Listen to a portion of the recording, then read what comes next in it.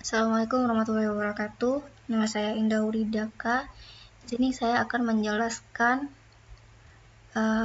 tahapan pada Open Approach, yaitu tahapan dalam membuat project.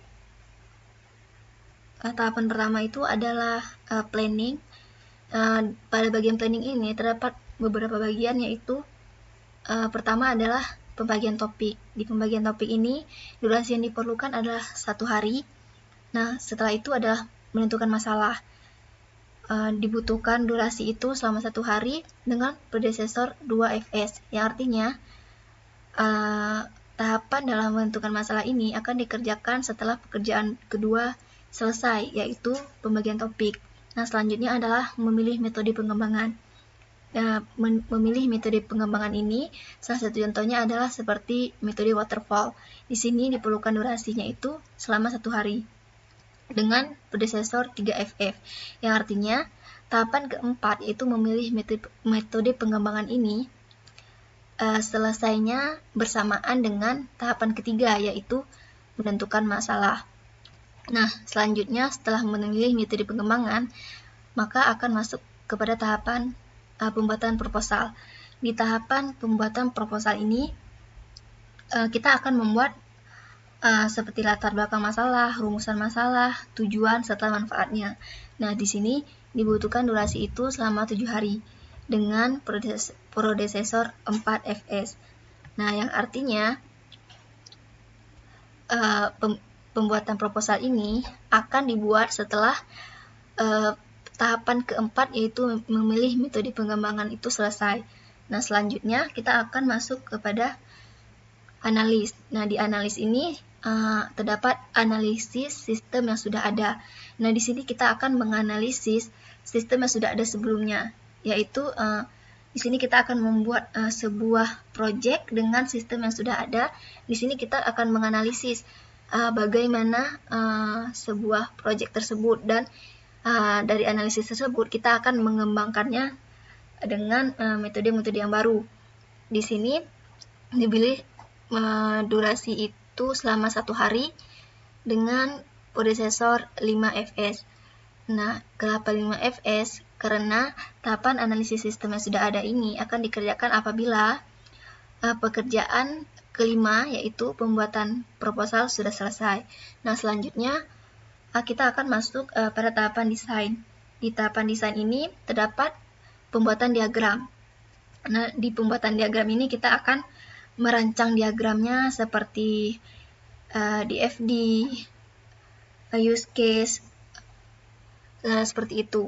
Nah, di sini kita akan merancang diagramnya itu pada Visio dengan durasi yang dibutuhkan adalah selama 7 hari. Nah, di sini menggunakan predecessor 7fs.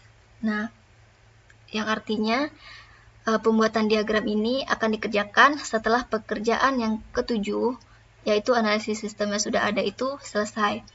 Nah, setelah merancang diagram, selanjutnya adalah pembuatan user interface. Di sini pada pembuatan user interface itu kita akan mendesain tampilan UI-nya untuk aplikasi yang akan dibuat.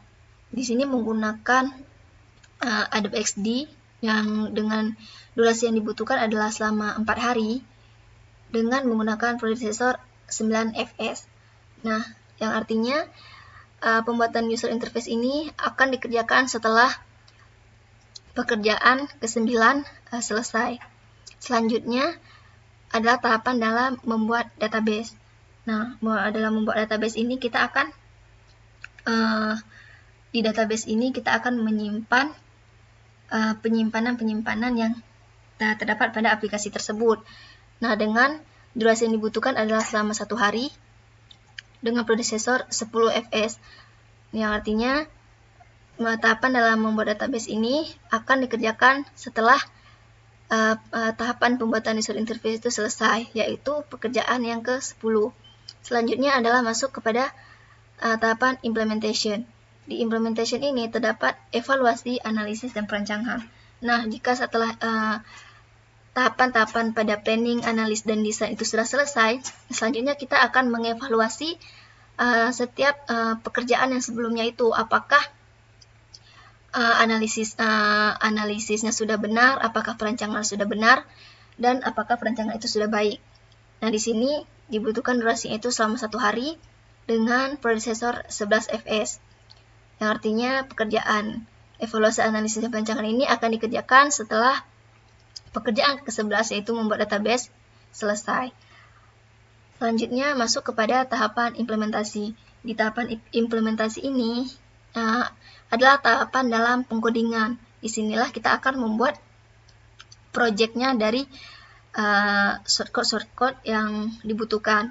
Kemudian durasi yang dibutuhkan adalah selama 30 hari dengan prosesor 13 fps, yang artinya tahapan implementasi akan dikerjakan setelah tahapan ke-13, yaitu evaluasi, analisis, dan perancangan itu selesai.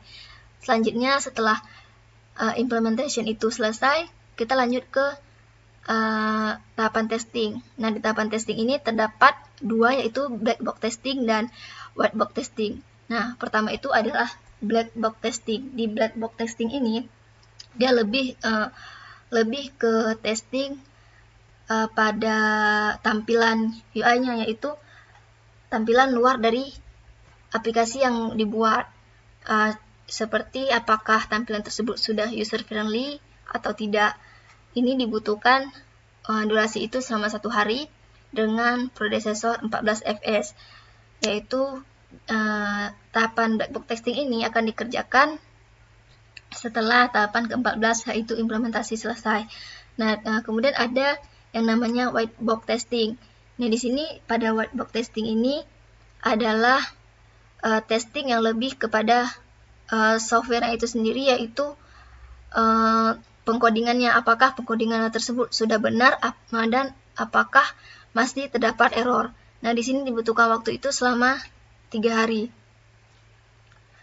dengan prosesor 16 SS, yang artinya pekerjaan tahapan pada white box testing ini akan sama-sama mulainya itu bersamaan, mulai dikerjakan itu bersamaan dengan tahapan yang ke-16, yaitu black box testing.